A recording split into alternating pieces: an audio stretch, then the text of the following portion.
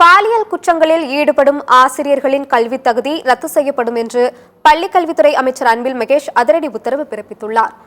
சென்னை அடுத்த குரோம்பேட்டை ஆண்கள் அரசு மேல்நிலைப் பள்ளியின் 60ஆம் ஆண்டு வைர விழா நிகழ்ச்சியில் பள்ளிக்கல்வித்துறை அமைச்சர் அன்பில் மகேஷ் கலந்து கொண்டார்.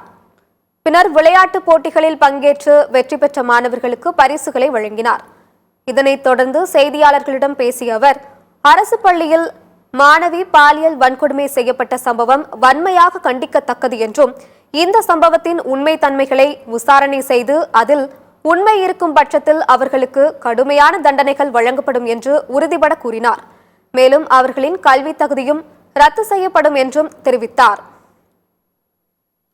மாணவர் மனசு பெற்றின்னு வச்சிருக்கிறோம். இருந்தாலும் சில நேரத்தில் நீங்கள் சொல்கிற மாதிரி பிள்ளைகளுக்கான ஒரு பய உணர்வு காரணமாக வெளியில் சொல்லாமல் கூட இருக்கக்கூடிய சூழ்நிலை இருக்கிறதுனால தான் ஒவ்வொரு ஸ்கூல்லையும் பார்த்தீங்கன்னா இந்த மாதிரி கவுன்சிலிங் கொடுக்கணும். நம்ம ஆர்பிஎஸ்கே ஸ்கீம் மூலமாக ஒரு 800க்கும் மேற்பட்டிருக்கிற டாக்டர்ஸ் ரவுண்ட்ஸில் இருந்துகிட்டே இருப்பாங்க. அதையும் மீறி இந்த மாதிரி நடக்கும் பொழுது இது வன்மையாக இது கண்டிக்கக்கூடியது. அது சம்பந்தப்பட்டவர்கள் உண்மைத்தன்மை விசாரிக்கப்பட்டு அதில் உண்மை இருக்கின்ற அடிப்படையில் அவர்களுக்கு கடுமையான தண்டனைகள் கண்டிப்பாக அது வழங்கப்படும்.